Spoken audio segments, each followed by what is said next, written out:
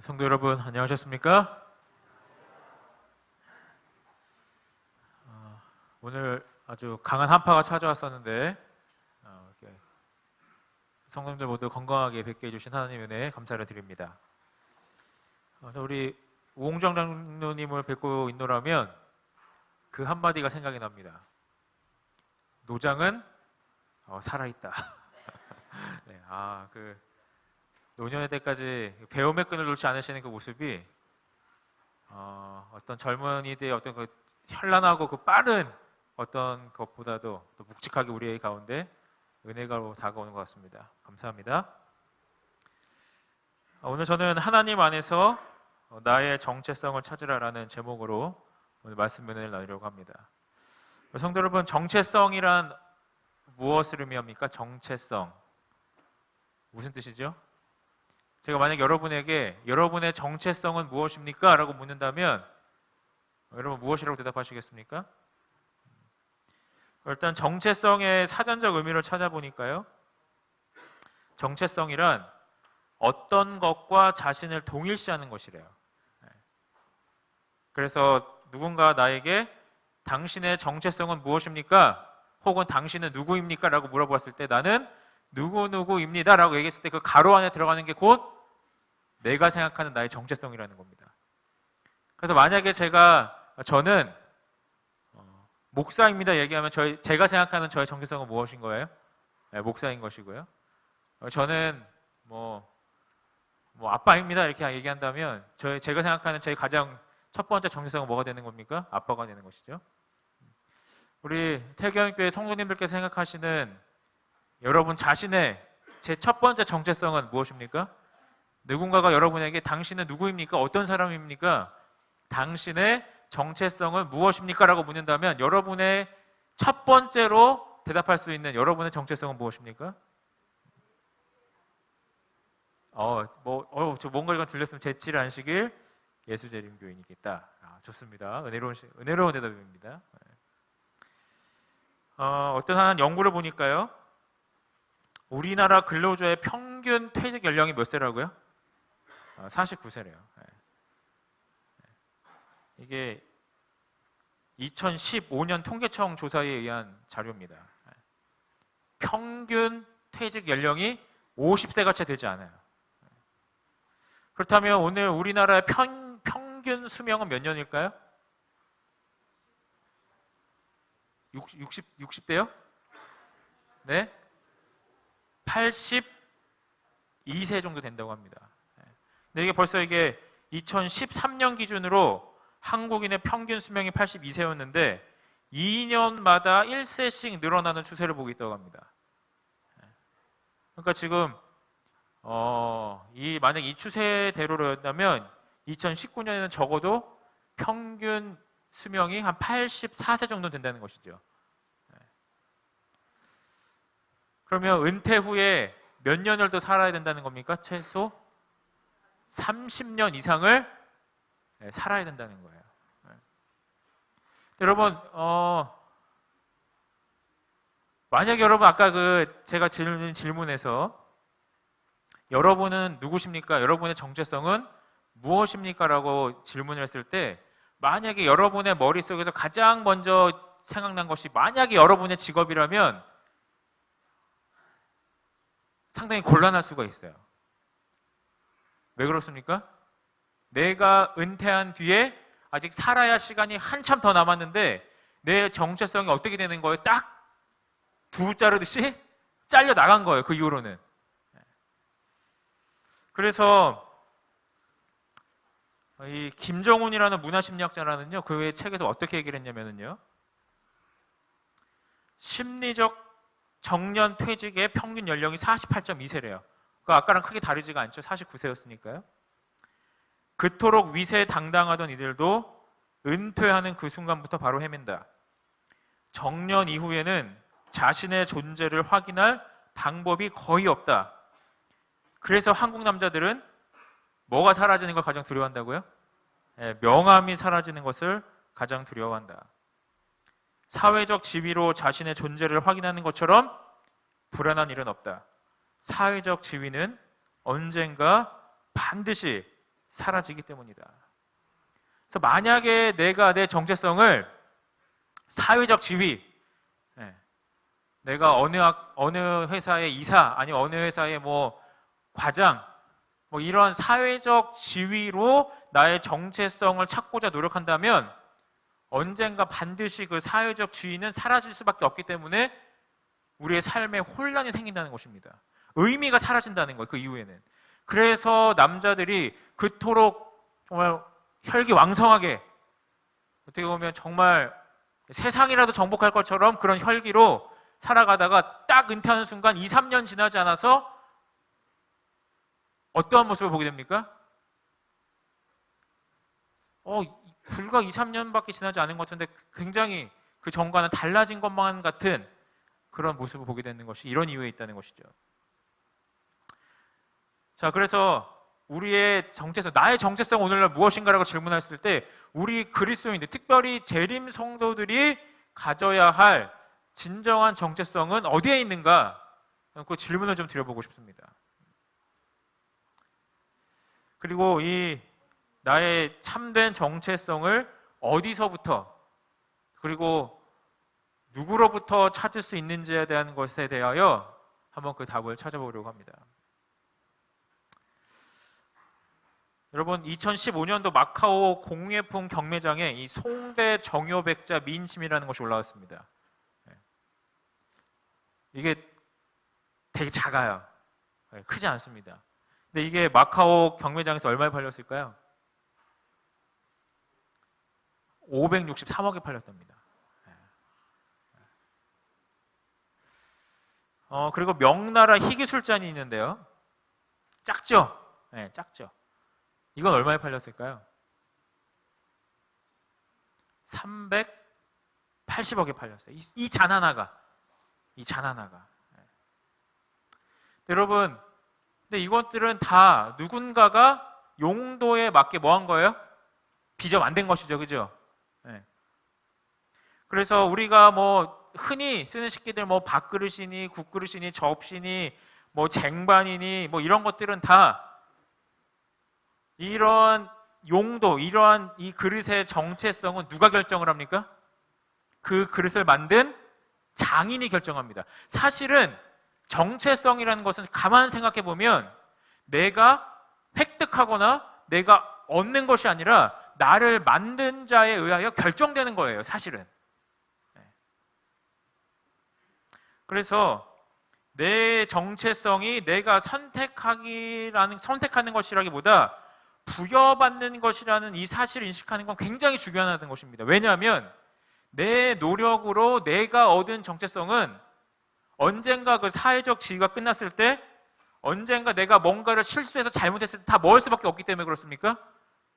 다 사라져버릴 모래와 같은 것이기 때문에 내 노력과 내 어떤 공로를 가지고 얻고자 했던 그 정체성들은 사실은 모래시계를 손에 쥔 것과 다름이 없다는 것입니다. 예를 들면 이런 것이죠. 목사니까 목사를 한번 예로 들어보겠습니다. 그냥 예예요. 예로만 들어주십시오. 제가 올해 38입니다. 다른 사람들은 잘 안 믿더라고요. 염색을 해야 돼요. 염색을. 근데 제가 30대 정말 목회를 잘해서 태견교회만큼 큰 교회에 부임을 했어요. 예를 드는 거예요. 오해하지 마세요. 그 순간 제 정체성을, 제가 만약에 난 대형교회 담임 목사다라고 만약에 정체성을 갖고 있었는데 훌륭합니까? 네, 훌륭해요. 멋집니까? 멋져요. 목사니까 그렇게 말씀을 드리는 거예요. 목사 입장, 눈으로. 근데 갔는데 실수를 했어요. 뭔가 잘 못했어요. 그래서 바로 다음에 조그만 교회로 갔어요. 그럼 그 순간 저의 정체성은 어떻게 되는 겁니까? 1년 만에 어떻게 되는 거예요? 무너지는 거예요. 여러분, 그냥 다시 한번 말씀드리면 예입니다. 큰 교회에 있다고 좋은 목회자고 뭐 조그만 교회도 나쁜 교회 그런 데 들어드리는 게 아니라는 거 아시죠? 네. 그래서 오늘 우리의 정체성이, 내가 생각하는 나의 가치가 어디에 달려 있는가를 우리가 분명한 그 기준점을 세우는 것은 매우 중요한 일입니다. 여러분, 우리의 정체성은 어디서 찾을 수 있을까요? 우리의 참된 정체성, 나의 어떠함에도 흔들리지 않을 그런 정체성은 어디에서 찾을 수 있겠습니까? 예, 맞습니다. 여러분, 우리 침례 요한이 자신의 정체성을 어디서 찾았는지 한번 좀 살펴보도록 하겠습니다. 요한복음 1장 19절에 사람들이 와서 물었습니다. 내가 누구냐? 그래서 요한복음 1장 23절에 그 내가 누구냐는 질문에 침례 요한이 이렇게 대답을 합니다. 나는 선지자 이사야의 말과 같이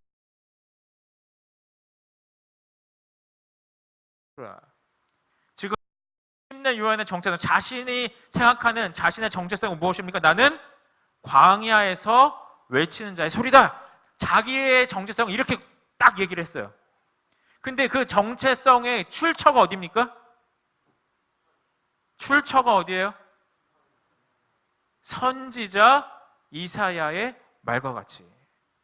그러니까 이 침례 요한은 자신의 정체성을 사회적 위치나 어떤 내가 얻을 수 있는 사회적 명예 어떤 그런 것 속에서 자신의 정체성을 찾은 것이 아니라 어디서 그의 정체성을 찾았다는 것입니까? 성경 말씀, 하나님의 살아있는 말씀 가운데서 그의 정체성을 찾아왔기 때문에 자신의 의복이 보잘것 없었고 자신의 거처가 따로 있지 않았고 자신의 사회적 위치가 어떤 대단히 높은 사람이 아니었음에도 불구하고 그의 정체성과 그의 가고자 하는 길이 흔들리지 않을 수 있었다는 것이죠. 그러므로 여러분, 우리가 이 험한 이 정말 풍랑과도 같은 이 세상을 살아가면서 흔들리지 아니할 나의 정체성을 갖고 있다면 그것은 매우 큰 축복인 것입니다. 그리고 내가 그 반석과도 같은 나의 정체성을 어디서 찾을 수 있는가를 내가 분명 알고 있다면 그것은 매우 현명한 사람인 거예요. 근데 이 침례 요한의 예를 살펴보니 우리의 정체성이 어디에서 시작되어 흔들리지 않는 수 있다는 겁니까? 하나님의 말씀입니다. 여러분, 성경이 말하는 우리의 정체성은 무엇인가? 만약에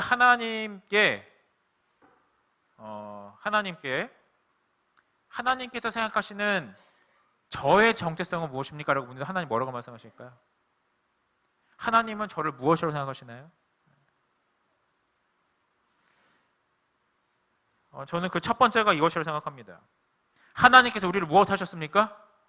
창조하셨어요. 창조.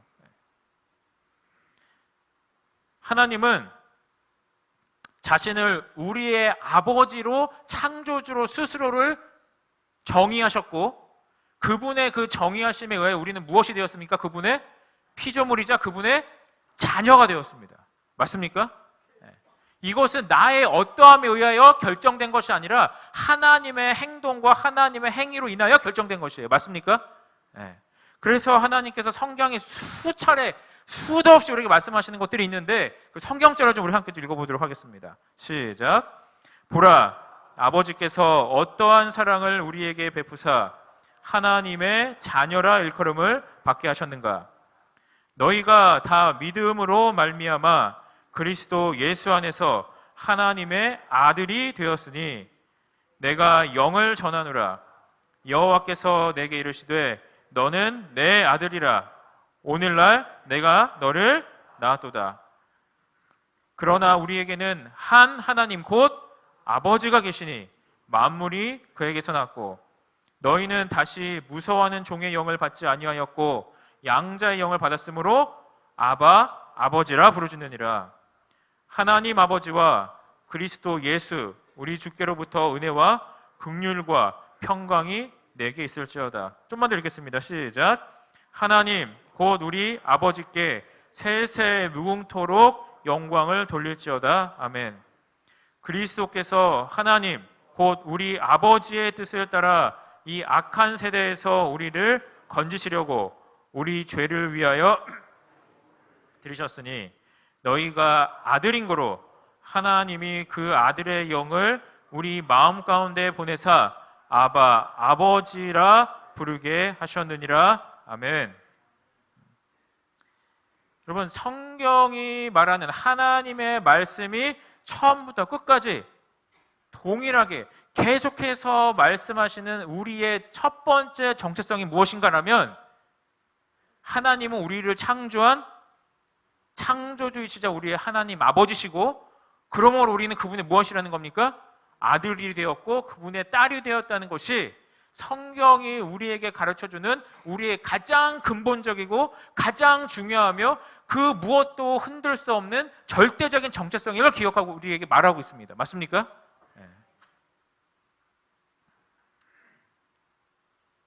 이 하나님의 아버지 되심, 그리고 우리의 그분의 자녀가 되었음은 흔들리지 않는 거예요. 맞습니까?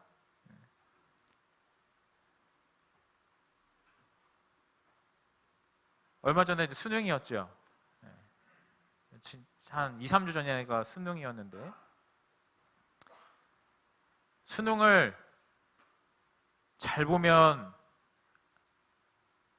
정말 기특한 내 자식이 되고, 수능을 망치면 갑자기 호적에서 팝니까? 그렇진 않죠. 정말 공부도 잘하고 말도 잘 듣고 시험도 항상 100점 맞으면 내 자식이고, 정말 어디 가서 참 정말 혼날 만한 짓을 하고 들어오면 갑자기 내 자식이 너의 자식이 됩니까?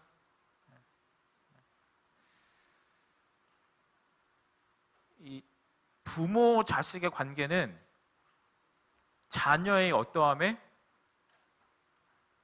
상관이 없어요. 부모 자식 관계는 자식이 잘나고 못남에 영향을 받지 않습니다. 그러므로 하나님께서 왜 우리의 첫 번째 정체성을 하나님을 아버지로, 우리를 자식으로 두었냐 하면 그분과 우리의 관계가 나의 죄됨과 나의 연약함과 나의 보잘것 없음에 조금도 영향을 미칠 수 없는 것이기 때문에 그렇습니다. 그러므로 성경이 말하는 우리의 첫 번째 정체성은 무엇입니까? 나는 하나님의 자녀이다. 오늘 우리가 한 하나님의 아들과 자녀로서 형제 자매가 되어 이 자리에서 함께 예배 드리고 있음을 감사할 수 있는 이 귀한 안식일 되시기를 간절히 바랍니다. 그렇다면 하나님의 자녀로 산다는 것은 무슨 의미인가? 내가 하나님의 자녀라면 우리는 어떻게 살아야 하는가에 대해서 잠깐 생각을 해보겠습니다. 여러분, 사람이 죄를 지은 이후의 모습에 대해서 잘 아시리라 생각이 듭니다. 아담하고 죄를 지은 이후에 여호와 하나님이 아담을 부르시며 그에게 이르시되 내가 어디 있느냐? 가로되 내가 동산에서 하나님의 소리를 듣고 내가 벗었으므로 두려워하여 어떻게 했습니까? 숨었나이다. 그러면 아담과 하와가 죄를 짓기 이전의 하나님과 죄를 지은 이후의 하나님은 달라졌습니까? 아담이 죄를 짓기 이전에 하나님은 선한 하나님이셨는데 죄를 짓고 난 이후에 하나님은 갑자기 진노의 무서운 하나님이 되셨습니까? 하나님은 조금도 변하지 않으셨어요.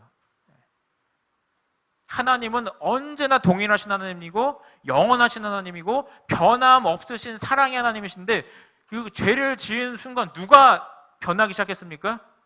죄를 지은 우리가 변하기 시작했어요. 죄는 하나님이 아니라 그분을 향한 우리의 생각과 눈을 완전히 뒤집어 놓았고, 그 결과 사람이 죄를 지으면 하나님을 피해 어떻게 됩니까? 달아나게 되고 숨게 되는 것이죠. 사실은 우리가 정말로 하나님이 필요한 때가 있었다면, 아담과 하와가 정말로 하나님을 가장 필요로 한 때가 있었다면 언제입니까? 사실은 죄를 짓고 하나님을 피해 숨고자 있었던 그때야말로 사실은 가장 아버지가 필요한 때였어요. 맞습니까? 근데 이 죄라는 것은, 그리고 사탄은 우리가 죄를 지어 죄인이 되었기 때문에 하나님으로부터 뭐를 해야 된다는 생각을 하게 합니까? 하나님으로부터 피하고 도망하고 숨어야 한다는 생각을 하게 만들어요. 그래서 탕자가 이 고된 그 방탕한 생활을 하고 나서 아버지에게 갔을 때 아까 아버지에게 뭐라고 얘기했습니까? 내가 당신의 뭐라고 부름을 받지 못하겠다? 아들이라 부름 받지 못하겠다. 나를 뭐로 여기소서라고 얘기했습니까? 종 중에 하나로 여기시옵소서. 그러니까 이 아들은요, 이 자녀는요, 희한해요. 아버지와 자식의 관계를 무엇으로 바꿀 수 있다고 생각합니까? 내 행위가 내가 부족하기 때문에 아버지와 나의 관계가 깨졌다고 생각을 하는 거예요. 그러나 아버지는 어떻습니까? 부모 자식의 관계가 이 아들의 어떠함에 상관이 있어요, 없어요? 상관이 없어요.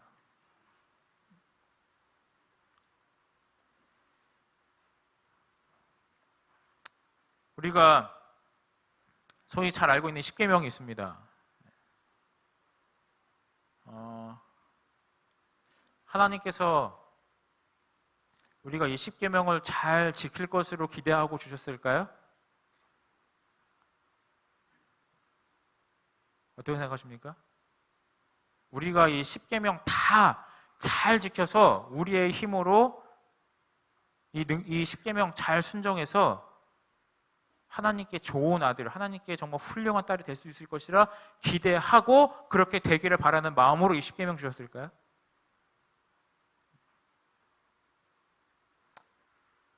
워치만이라는 사람은 그의 책에서 이렇게 얘기했습니다. 한번 같이 읽어볼까요? 시작. 율법은 우리가 그것을 지키리라는 기대 속에서 주어진 것이 아니다.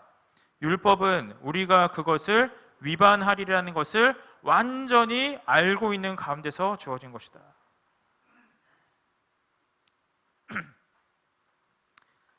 사실 이 문장을 지난 어린이 교회 그 설교라는 가운데 좀 읽어준 적이 있었습니다. 구원에 대해서 설명을 좀 하면서. 그랬더니 어린이 교사 한 명이 저한테 카톡을 보냈어요. 교회 올 때마다 늘 마음이 무거웠다는 거예요. 일을 하다 보니까 안식일에 빠질 때도 있고, 살아오는 게 항상 자기의 부족함이 많이 보이는 거예요. 그러다 보니까 교회 와도 마음이 참 불편하고 하나님 보시기에 죄송하고 그런 마음이 많았는데, 하나님이 나의 모습을 이미 알고 계신다는 그 생각에 많이 위로가 된다는 것이죠. 여러분, 하나님은 전지하신 하나님입니다. 맞습니까? 하나님께서 저에게 십계명을 주실 때 제가 그 모든 십계명과 그 정신을 온전히 순종할 수 있을 것이라 기대하시지 않으셨어요. 왜냐하면 하나님은 그 누구보다도 나를 잘 아시기 때문에 내가 내 힘으로 그것을 순종할 수 없는 존재라는 것을 하나님께서 더 잘 아세요. 저 자신보다. 하나님께서 여러분들에게 이 십계명을 주실 때 여러분들이 이 십계명을 온전히 지키리라는 기대 속에서 주어진 것이 아니라는 사실을 인정하실 수 있기를 기도합니다. 그렇게 될 때 우리가 어떻게 할 수 있냐면, 하나님께서 우리에게 이 율법을 주신 이유 단 한 가지는 무엇이냐면, 그것이 내 힘으로 되지 않는다는 걸 뭐 하라는 거예요? 깨닫고 인정하라는 거예요. 그러므로 내가 할 수 없는 것을 누구에게 가져오라는 겁니까? 우리의 구원 되시는 예수 그리스도 앞에 가져오라는 거예요. 그것이 율법의 기능입니다. 맞습니까? 그것이 율법의 기능입니다. 율법이 우리를 구원할 수 없어요. 율법의 기능은 온전히 나의 연약함과 부질없음과 나의 죄됨을 인정하게 하여 나의 이 있는 모습 그대로 예수 그리스도의 십자가 아래 내 전 존재를 굴복시키게 하는 것이 율법의 기능입니다. 그것을 위하여 오늘 십계명이 우리에게 주어졌습니다.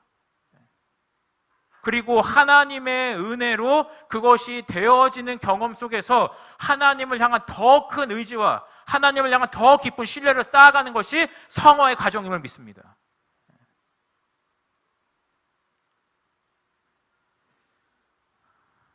여러분, 아들 키우는 엄마가 빨리 늙는 이유가 뭔지 아십니까? 아들 키우는 엄마가 빨리 늙는 이유가 있어요. 뭐 이런 짓도 하고요. 뭐 저런 짓도 하고요. 병계에 이런 거 처음 보시나요? 저는 아이들 키울 때 종종 봤거든요. 손 놓고 막 뭐 이런 행동도 하고요. 근데 여러분, 우리 아이들이 이런 행동을 하는 것이 우리 어머니가 자녀를 키우는데 그 관계에 영향을 미칩니까? 미치지 않습니까? 조금도 미치지 않습니다. 더 사랑하게 하면 더 사랑하게 했지 덜 사랑하게 하는 어떤 그런 것이 되지 않습니다. 맞습니까? 오늘 저는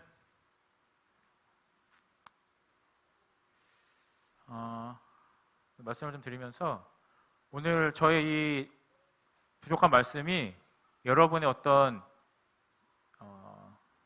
하나님을 향한 순종 혹은 하나님을 향한 우리의 사랑의 반응을 약화시키는 그런 것이 되기를 원치 않습니다.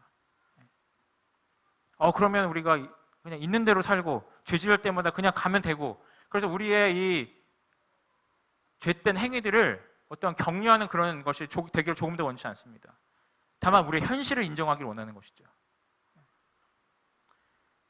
저는 사랑이 사람을 변화시킨다는 그 가장 확실한 신뢰를 어디서 배웠냐면 제 동생을 통해서 배웠습니다. 동생을 통해서 사랑이 사람을 변화시키는 거라는 걸 동생을 통해서 배웠어요. 가족 얘기하는 게 참 부끄럽습니다만 제 동생은 3육 교육을 다 받았어요. 고등학교 때까지 3육 교육을 다 받았고 졸업하는 순간 교회를 떠났습니다. 사실은 지금도 교회 잘 안 나와요. 이를 위해서 어머니 아버지가 눈물로 기도하고 계시다는 걸 동생이 알아요. 근데 제 동생이 학교 다닐 때 10대 때 굉장히 많이 방황을 했습니다. 참 그래서 부모님 속을 많이 썩였어요. 그에 비하면 저는 정말 착한 아들이었습니다. 네. 신학과 간다고 그래도 나름 뭐 이렇게 말씀도 보려고 노력하고 기도반도 하고 뭐 이렇게 찬양한다고 이렇게 막 앞에 다니나가서 이렇게 뭐 이렇게 간증도 하고 그에 반해 제 동생은 참 아픈 손가락인 거죠. 부모님 보시기에. 근데 동생이 어느덧 대학교를 가고 군대를 졸업하고 결혼을 하더니 계속 바뀌더라고요. 그러니까 어머니 아버지가 어떻게 자기를 키웠고 자신이 이렇게 말씀을 부리고 방황할 때 그들의 마음이 어땠는지 조금씩 깨달아가고 그런 시간이 이렇게 누적이 되다 보니 그렇게 반항하고 큰 소리 치던 부모님에게 얼마나 잘하는지 몰라요. 지금은 저보다 훨씬 집에 자주 연락하고요. 저보다 훨씬 집에 자주 찾아가고 저보다 훨씬 더 부모님을 잘 챙깁니다.